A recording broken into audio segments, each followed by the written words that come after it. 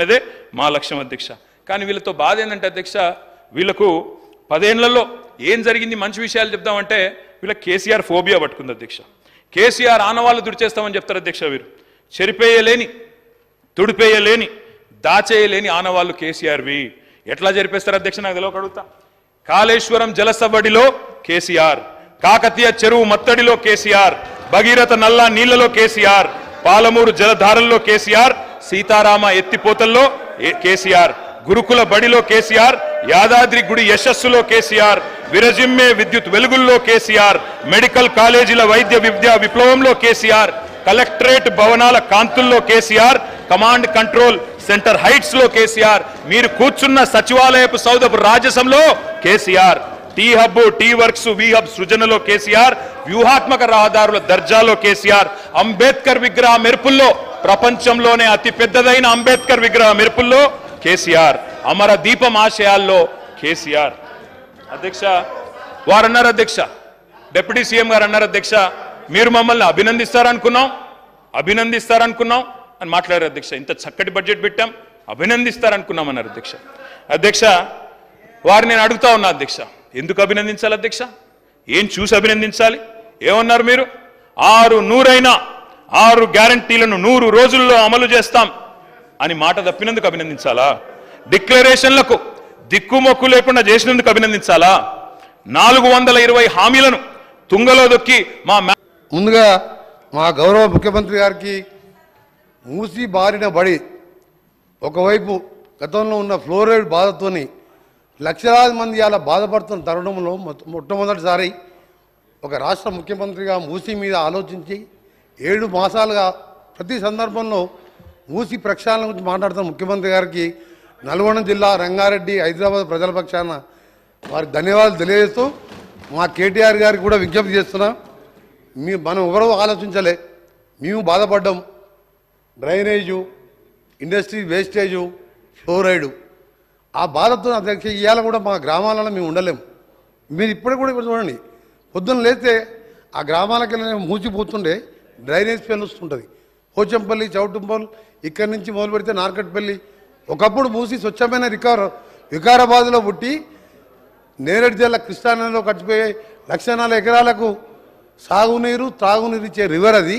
ఇలా పొల్యూషన్తో లక్షలాది మంది రోగాల బారిపడుతుంది. అందుకని గౌరవ సభ్యులకు చెప్తున్నా, మీరు దాని మీద 20,000 కానీ 30,000 కోట్లైనా సరే సహకరించండి. దాన్ని వేరే విధంగా అర్థం చేసుకోవద్దని మీరు ఒక నల్గొండ జిల్లా మూసితో పాటు ఫ్లోరైడ్ బాధితుగా మీకు విజ్ఞప్తి చేస్తున్నాం. దీన్ని రాజకీయాలు జోడించకండి. ఎన్ని వేల కోట్లైనా సరే మూసి ప్రక్షాళనకు సహకరించమని విజ్ఞప్తి చేస్తున్నాం.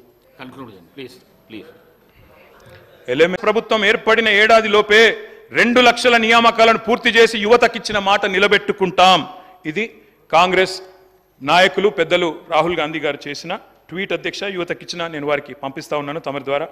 అధ్యక్ష నేను అడుగుతా ఉన్నా అధ్యక్ష, నిజంగా కూడా రాహుల్ గాంధీ గారు ట్వీట్ చూసిన తర్వాత, వీళ్ళ నిర్వాహకం చూసిన తర్వాత, ఆ జోసెఫ్ గోబెల్స్ అని ఒక ఆయన ఉంటుండేన అధ్యక్ష, ఎవరు ఆ జర్మనీలో, ఆయన గిన్న బతికుంటే అధ్యక్ష ఎవరు వీళ్ళు ఇంత టాలెంటెడ్గా ఉన్నారు, వీళ్ళ దగ్గర ట్యూషన్ నేర్చుకుంటాను పోతుండేనేమో సార్ వీళ్ళ దగ్గరికి.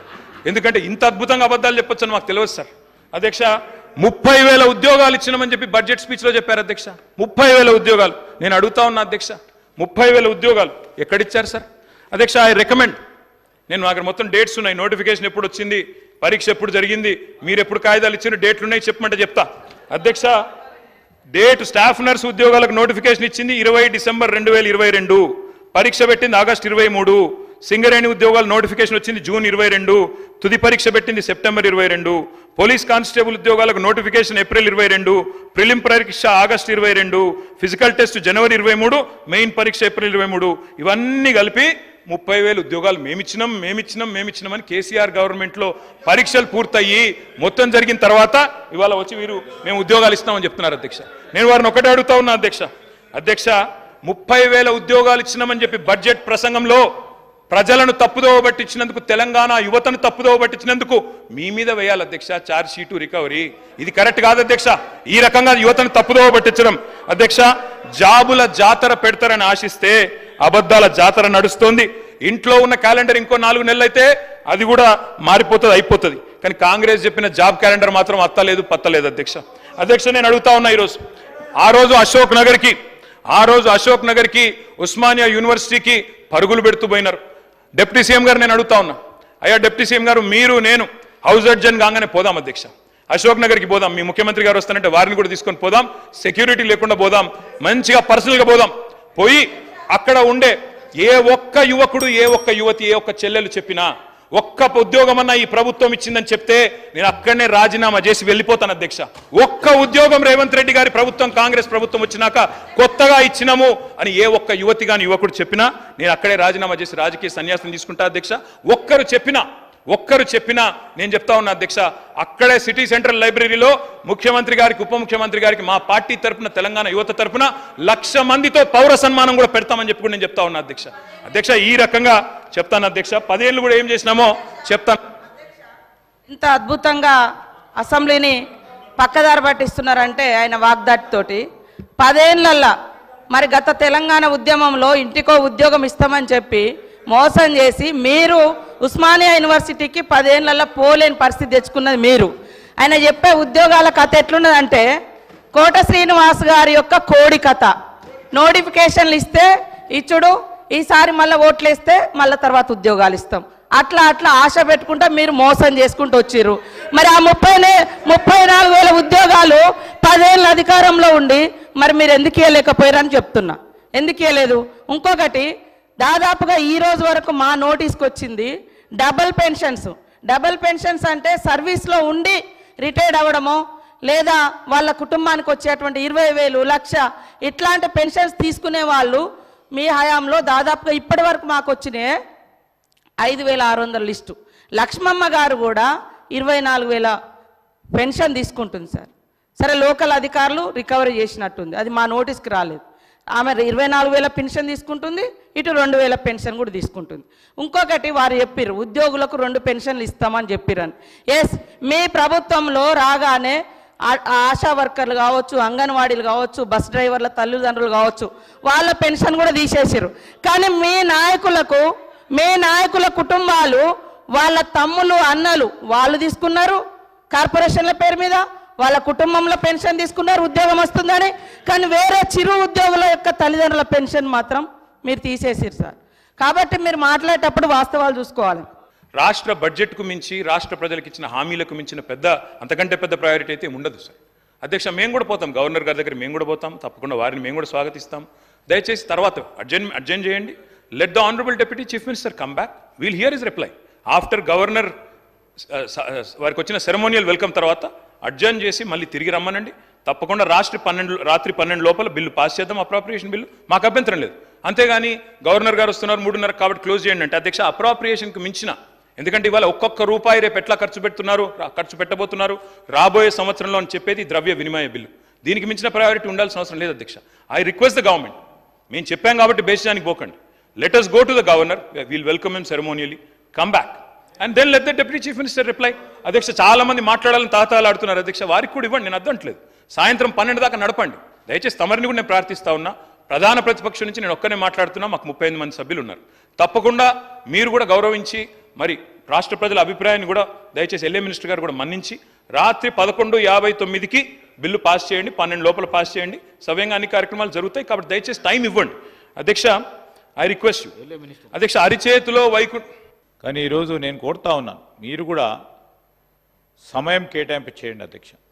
లేకుంటే మనము ఈరోజు ఇక్కడ పాస్ చేసుకోవాలా? సెరమోనియల్ వెల్కమ్, గవర్నర్ గారు బాధ్యతలు చేపట్టే కార్యక్రమంలో మేము పాల్గొనాలి, మీరు పాల్గొనాలి, అందరినీ కూడా వారు ఆహ్వానించడం జరిగింది ప్రభుత్వం తరఫున.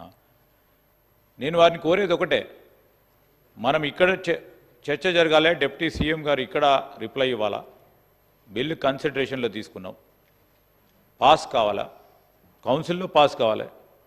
Before 12 midnight, as you rightly said, it has to be signed by honorable governor. So నేనేం కోరుతా ఉన్నానంటే అధ్యక్ష, వారు సమయం తీసుకుంటా ఉన్నారు, వారు చెప్పే ప్రతి అంశం కూడా, ఎందుకంటే వారికి కూడా ప్రిసైజ్గా చెప్పాల్సింది చెప్పే అంశంలో 4 సార్లు వారు గెలిచారు, 5వసారి కూడా వారు గెలిచి రావటం జరిగింది. కనుక సభా సమయాన్ని క్లుప్తంగా ఏ విధంగా అన్ని విషయాలు చెప్పే ఆలోచన చేసి ఆ సమయంలోనే వారు చెప్తే బాగుంటుంది. మొత్తం వారు ప్రతి టర్మినాలజీని డిఫైన్ చేస్తూ ఉన్నారు అధ్యక్ష. చాలామంది సభ్యులకు తెలుసు. ఈరోజు నేను కోరుతా ఉన్నాను కేటీఆర్ గారిని కోరుతా ఉన్నాను. సమయం ఇప్పటికే 40 నిమిషాలు వారు మాట్లాడారు. ఇంకో 10 నిమిషాలు మాట్లాడమనండి, కంక్లూడ్ చేయమని చెప్పండి. ఒక గంట సేపు మాట్లాడిన తర్వాత కూడా ఇంకా దాంట్లో ఇంకా సబ్జెక్ట్ ఉన్నదంటే ఇంకేం సబ్జెక్ట్ ఉంటుంది అధ్యక్ష? ఇంకొక మాట కూడా కోరుతా ఉన్నా అధ్యక్ష.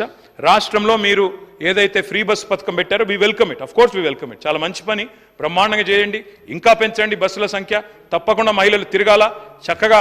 అందులో ఇంకా బస్సుల సంఖ్య పెంచినట్టయితే కొట్లాటలు కూడా కావు.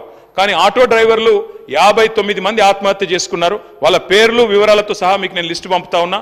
ఈ ఆటో డ్రైవర్లకు మీరు మాట ఇచ్చారు. మీరు ఆటో డ్రైవర్లకు ఒక బోర్డు పెడతామని, నెలకు 1000 రూపాయలు పెడతామని మీరు మాట ఇచ్చారు. దయచేసి ఆర్టీసీ బస్సుల మహిళలకు సంబంధించి సార్ మీ ద్వారా ఆర్టీసీ బస్సుల మహిళల ప్రయాణానికి సంబంధించి వాళ్ళ పార్టీ పక్షాన నేను లేకపోతే మీ ద్వారా విచారణకు పోలీసు అధికారులను ఆదేశించండి. కొన్ని వీడియోలను ఆ బస్సులో దాదాపు 70 కోట్ల మంది మహిళలు ప్రయాణం చేశారు అధ్యక్ష. కొంత మహిళలు బస్సులు అటుగానే ఎల్లిపాయలు తీసుకొని పోతుర్రని, లేకపోతే అటుగా బ్రష్ చేసుకొని పోతున్నారు, ఏదో పని లేక ఊరికేనే అటుగానే తిరుగుతారనే వీడియోలు వాళ్ళ పార్టీ లేదా వాళ్ళకు సంబంధించిన సోషల్ మీడియా ద్వారా వస్తాయని వాటి మీద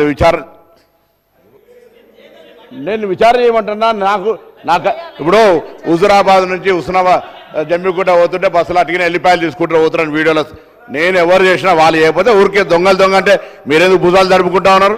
నేను రవాణా శాఖ మంత్రిగా మా ప్రభుత్వము డిసెంబర్ 9 నుంచి ప్రవేశపెట్టిన మహిళల ఉచిత బస్సుకు సంబంధించి మొదటి నుంచి కూడా కండ్ల మంట జరుగుతూ ఉంది. స్కీమ్ సక్సెస్ అయిందని ఆటోల కార్మికుల పేరు మీద ఒక మాట తీస్తూ ఉన్నారు. మీకు బస్సుల్లో మహిళలు ప్రయాణం చేయడం ఇష్టమా లేదా? వాళ్ళను అవమానపరిచినట్టుగా నేను ఇప్పుడు 70 కోట్ల మంది మహిళలు ప్రయాణం చేశారు. దాని మీద సోషల్ మీడియాలో మీరు వీడియోలో నేను మీకు అన్నిటికీ సబ్మిట్ చేస్తా. సభాపతిగా నేను మిమ్మల్ని విజ్ఞప్తి చేస్తా ఉన్నా అధ్యక్ష. మా ప్రభుత్వంలో నేను మా గౌరవ మంత్రులందరూ కూడా ఆ విషయం తెలుసు. నేను అధికారులను కూడా ఈ వేదిక ద్వారా కోరుతా ఉన్నా, ఎవరెవరైతే మహిళలను అవమానపరిచే విధంగా సామూహికంగా బస్ ప్రయాణం చేసిన 70 కోట్ల మంది ఇది ఏం పనిలోకి ఎల్లిపాయలు తీసుకోవడానికో బ్రష్ చేసుకోవడానికో వాటికి ఎడిపోతున్నా అంటే అట్లా ప్రయాణం చేస్తున్నా అనే విధంగా అవహేళన వీడియోల మీద చర్యలు తీసుకోవాలి. అదేవిధంగా మళ్ళీ టీఆర్ఎస్ పార్టీ స్టాండ్ అడుగుతున్న ఆటో కార్మికులకు సంబంధించి సూచన చేయండి. దానికి దీన్ని లెంక చేయకండి. ప్రభుత్వంలో ఉన్న వాళ్ళు ఏం కోరుకుంటాం అధ్యక్ష? ప్రజలతో శభాష్ అనిపించుకోవాలని కోరుకుంటాం. మేము కూడా అట్లే అనుకున్నాం. తొందరగా పూర్తి చేసి ప్రజలతో శభాష్ అనిపించుకోవాలి, మంచి పని చేయాలనుకున్నాం. ముఖ్యమంత్రి గారు నేను అడుగుతా ఉన్నాం, టెండర్ కూడా పూర్తయింది, రద్దు చేశారు. పునఃపరిశీలించండి, అవకాశం ఉంటే పునఃపరిశీలించండి, వద్దనుకుంటే మీ ఇష్టం. అధ్యక్ష ఇంకొక మాట, ఫార్మాసిటీ రద్దు చేశామన్నారు. ఫార్మాసిటీ రద్దు విషయంలో కూడా నేను ప్రభుత్వాన్ని కోరుతా ఉన్నా అధ్యక్ష, దయచేసి పునఃపరిశీలించండి. ఎందుకంటే the land acquisition was conditional. అందులో ఏం చెప్పాము అధ్యక్ష? ఫార్మాసిటీ కోసమే భూసేకరణ చేస్తున్నామని భూసేకరణ చట్టాన్ని ప్రయోగించి తీసుకున్నాము. మీరు ఇతర అవసరాలకు ఆ భూమిని వాడే పరిస్థితి ఉండదు. దయచేసి గౌరవ ముఖ్యమంత్రి గారిని నేను కోరుతా ఉన్నాను, ఇది మీరు లీగల్ అడ్వైస్ తీసుకోండి. I'm saying this with utmost sincerity. Revanth Reddy గారు, లీగల్ అడ్వైస్ తీసుకోండి. ఎందుకంటే చట్టపరమైన ఇబ్బందులు రాకూడదు. మీ ఆలోచన ఎట్లా ఉన్నా భూసేకరణ విషయంలో మల్లెడ్డి రంగారెడ్డి గారు, నేను ఒకటే అడుగుతా ఉన్నా అధ్యక్ష, మల్లెడ్డి రంగారెడ్డి గారిని నేను కోరుతా ఉన్నా, మీరు లేవనెత్తారు కాబట్టి చెప్తా ఉన్నా అధ్యక్ష, ఇది కాంగ్రెస్ ప్రభుత్వం. అధ్యక్ష వారిని ఆర్డర్లో పెట్టండి మరి. అధ్యక్ష నేనేమన్నా అంటే అధ్యక్ష ఇది కాంగ్రెస్ పార్టీ ఎన్నికలకు ముందు ఇచ్చిన మాట ఏమంటే ఫార్మాసిటీ రైతులకు ఇచ్చిన మాట చేస్తున్నాను సార్. ఫార్మాసిటీకి ఇచ్చిన మాట, ఫార్మాసిటీ విషయంలో కాంగ్రెస్ పార్టీ ఏం చెప్పింది అంటే, కోమటిరెడ్డి వెంకటరెడ్డి గారు అన్నాడు ఎంపీ అధ్యక్ష, వారు చెప్పారు. అదేవిధంగా కోదండ రెడ్డి గారు చెప్పారు, రేవంత్ రెడ్డి గారు చెప్పారు, బట్టి విక్రమార్క గారు కూడా చెప్పారు అధ్యక్ష, ఫార్మాసిటీ భూములు తిరిగి వెనక్కిస్తాము అని స్పష్టంగా చెప్పారు. మేమేం అడుగుతున్నాం అధ్యక్ష? ఫార్మాసిటీ భూములు రైతునండి సార్. ఇదేం సార్ ఇది? మొత్తము కంక్లూడ్ చేయమని చెప్పండి సార్. ఇది 1 hour 50 minutes సార్. సార్ అధ్యక్ష, I'm making constructive suggestions. I'm requesting Revanth Reddy గారు, సీఎం గారు, నేను అడిగేది మీరు లీగల్గా అడ్వైస్ తీసుకోండి. ఎందుకంటే చట్టము ఆనాడు మనము భూసేకరణ చేసింది ఒక కండిషన్ మీద, అది కాకుండా దీన్ని దేనికి పెట్టినా కూడా మీరు న్యూయార్క్ చేస్తాం మహేశ్వరం అని చెప్పారు, ఆడ న్యూయార్క్ చేయండి. యువతల లండన్ చేస్తామంటున్నారు, మూసీని చేయండి, వద్దంటలేము. యువతల టోక్యో కూడా చేస్తాం, మీరు షాబాద్ అంటే చేయండి, మేము వద్దంటలేము. కానీ ఆ చట్టం ఒకసారి చూసుకోండి, అదొక్కటి చూసుకోమని నేను కోరుతా ఉన్నా. ఫార్మాసిటీ భూములు తిరిగి ఇస్తామన్నారు. స్పీకర్ సార్, సభను తప్పుదోవ పట్టించడానికి లేదా రైతులను రెచ్చగొట్టడానికి మీరు ఇచ్చిన దాదాపుగా 2 గంటల సమయాన్ని పూర్తి స్థాయిలో ఉపయోగించుకోవాలనే ప్రయత్నం వారు చేస్తున్నారు. వారు సూచనల ముసుగులో మోసమైన ప్రణాళికను పకడ్బందీగా ప్రజల మెదళ్లలో చొప్పించడానికి ప్రయత్నం చేస్తున్నారు. నేను తమ ద్వారా వారికి చేసే సూచన ఏంటంటే 10 సంవత్సరాలు పరిపాలన చేసిండ్రు. మీ అనుభవాలు మీకున్నాయి. మీ వల్ల ప్రజలకు కూడా కొన్ని అనుభవాలు ఉన్నాయి. ఆ ప్రజల అనుభవాల మేరకే ప్రజలు ఒక తీర్పు ఇచ్చిండ్రు. 10 సంవత్సరాలు ఏలిన మీరు 10 నెలలు కూడా పూర్తి చేసుకొని ప్రభుత్వం మీద కొన్ని వందల ఆరోపణలు చేస్తున్నారు. నాకేం అభ్యంతరం లేదు. అది మీ విజ్ఞత, మీ అవగాహన. అదేవిధంగా ఈరోజు వారు సిరిసిల్ల చేనేత కార్మికుల గురించి, బతుకమ్మ చీరల గురించి వారు గొప్పగా చెప్పిండ్రు. నాకేం అభ్యంతరం లేదు. చేనేత కార్మికులకు పని కల్పించడం కోసం ఆనాడు ప్రయత్నం చేసి ఈ పథకాన్ని ప్రవేశపెట్టినామన్నారు.